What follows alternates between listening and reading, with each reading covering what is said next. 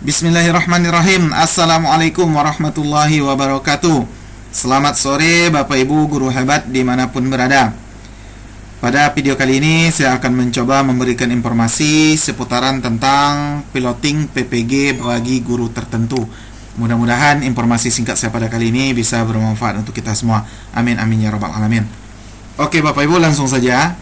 Pada hari ini piloting PPG tahap 2 bagi guru tertentu itu sudah muncul di SIM PKB-nya masing-masing ya Bapak Ibu.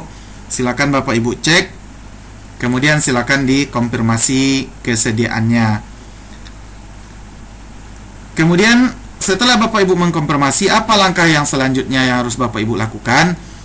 Adapun alur penyelenggaraan piloting itu adalah yang pertama pemanggilan peserta. Setelah pemanggilan peserta, ada dua tahap yang bisa Bapak Ibu lakukan dalam keadaan bersamaan. Yang pertama, lapor diri di LPTK, kemudian pembelajaran mandiri melalui PMM. Dua kegiatan ini bisa Bapak Ibu lakukan dalam keadaan bersamaan. Jadi setelah pemanggilan peserta Bapak Ibu, setelah Bapak Ibu konfirmasi, silakan dicek PMM-nya secara berkala sampai muncul menu sertifikasi pendidik ini ya Bapak Ibu. Nanti akan kita contohkan apa saja, bagaimana cara menjalankan sertifikasi pendidik ini. Sambil Bapak Ibu melakukan pembelajaran mandiri di menu sertifikasi pendidik ini, Bapak Ibu juga silakan untuk lapor diri di LPTK-nya. Nah, itu langkah kedua ya Bapak Ibu. Kemudian langkah ketiganya Bapak Ibu adalah UKPPPG, Uji Kompetensi Peserta Pendidikan Profesi Guru. Setelah ujian langsung ada pengumuman UKPPPG. Jadi tahapannya cuma 4 saja ya Bapak Ibu. Pemanggilan peserta, pembelajaran mandiri, sekaligus lapor diri ke LPTK, kemudian uji kompetensi peserta PPG, kemudian pengumuman. Itu saja. Jadi sangat mudah ya Bapak Ibu piloting ini. Kemudian mekanisme pembelajarannya adalah yang pembelajaran piloting PPG bagi guru tertentu tahun 2024 dilakukan melalui penugasan terstruktur dan pembelajaran mandiri secara daring melalui platform Merdeka Mengajar, melalui PMM, yaitu melalui menu sertifikasi pendidik ini ya Bapak Ibu. Selama masa piloting PPG bagi guru tertentu, tentu ada batasan waktu dalam pengerjaan modul, latihan soal dan refleksi jurnal pembelajaran.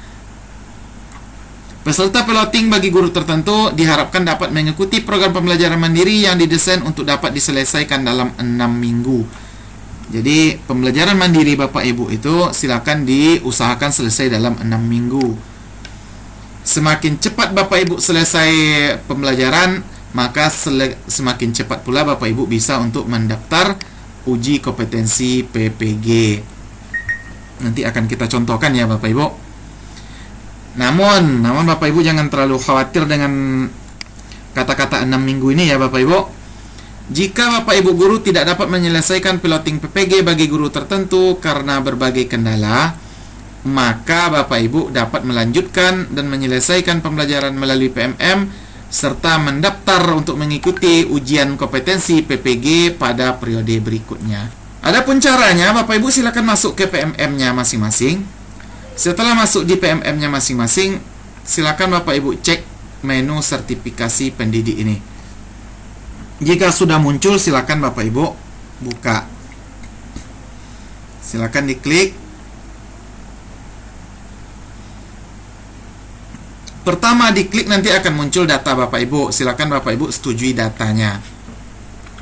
Nah, ini adalah pembelajaran mandiri Bapak Ibu, modul-modul yang harus Bapak Ibu kerjakan. Setelah Bapak Ibu selesai mengerjakan semua modul yang ada di sini, barulah Bapak Ibu bisa mendaftar ujian kompetensi peserta PPG di sini. Ini belum terbuka, belum biru ya Bapak Ibu, jadi belum bisa Bapak Ibu klik karena pembelajaran mandiri Bapak Ibu ini belum selesai. Apa saja tugas dalam pembelajaran mandirinya? Itu yang pertama, Bapak Ibu harus menyelesaikan pembelajaran terhadap modul-modul yang diberikan. Ini ya Bapak Ibu. Ada beberapa modul yang harus Bapak Ibu selesaikan pembelajarannya. Setelah selesai pembelajaran modul Bapak Ibu harus mengikuti post testnya.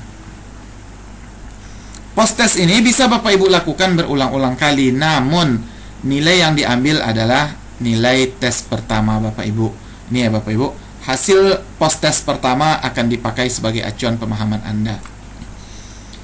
Setelah Bapak Ibu selesai post-test, barulah Bapak Ibu membuat jurnal pembelajaran. Nah, itu langkahnya ya Bapak Ibu. Yang pertama, belajar mandiri terhadap modul-modul yang diberikan.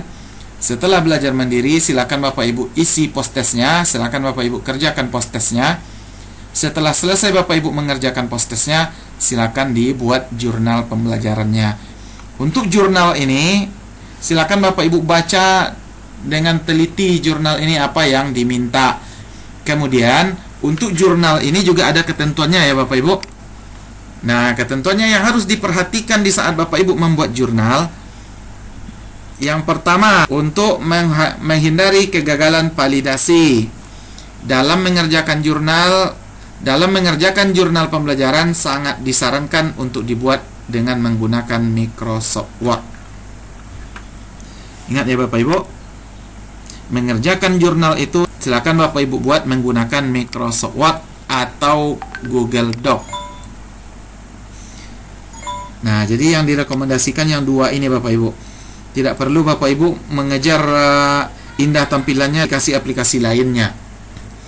Cukup Bapak Ibu buat menggunakan Microsoft Word atau Google Doc. Kemudian Bapak Ibu simpan dalam format PDF. Selain format tersebut tidak bisa diterima oleh sistem. Nah, ini ya Bapak Ibu harus diingat dulu dalam membuat jurnal ini, jurnal pembelajaran. Kemudian hindari membuat jurnal pembelajaran menggunakan aplikasi visual atau yang lainnya yang disimpan dengan menggunakan PDF. Walaupun Bapak Ibu simpan dalam menggunakan PDF, maka nanti akan berpotensi gagal validasi. Nah, itu ketentuan jurnalnya ya Bapak Ibu. Adapun cara membuat jurnalnya, silakan Bapak Ibu klik ini. Nah, di sini bisa Bapak Ibu klik selengkapnya. Pilihlah satu modul ajar terbaik versi Anda. Jadi ingat nih Bapak Ibu, Bapak Ibu baca baik ketentuan jurnalnya, baru Bapak Ibu buat sesuai dengan ketentuan yang ada. Pilih satu modul ajar terbaik versi Anda. Silakan Bapak Ibu pilih satu modul ajar yang menurut Bapak Ibu paling terbaik. Kemudian silakan Bapak Ibu unggah dokumen modul ajar Bapak Ibu dengan menyertakan umpan balik yang disusun berdasarkan panduan pertanyaan pada link berikut. Jadi modul ajar yang Bapak Ibu unggah ini sekaligus diisi dengan umpan balik dari rekan sejawat Bapak Ibu. Mana saja panduan pertanyaannya ini ya Bapak Ibu, silakan dibuka.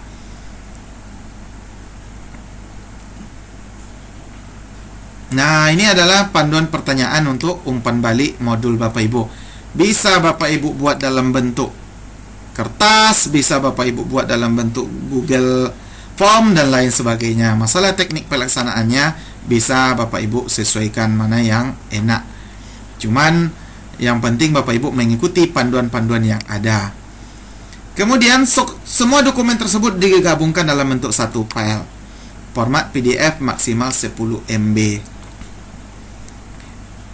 Ingat yang ini ya Bapak Ibu, modul ajar versi terbaik Anda bisa berarti Anda lebih yakin dan puas dengan modul ajar tersebut. Anda lebih senang dengan modul ajar tersebut. Anda lebih bisa memaknai modul ajar tersebut. Jadi versi terbaik menurut Anda tersebut, ini maksudnya ya Bapak Ibu. Kemudian tidak ada benar atau salah selama itu modul ajar terbaik versi Anda. Ingat, tidak ada benar dan salah selama itu modul ajar terbaik versi Anda. Berarti modul ajar ini benar-benar Bapak Ibu buat sendiri ya Bapak Ibu. Sebaiknya modul ajar yang Bapak Ibu unggah itu adalah buatan Bapak Ibu sendiri. Nah, itu ya Bapak Ibu.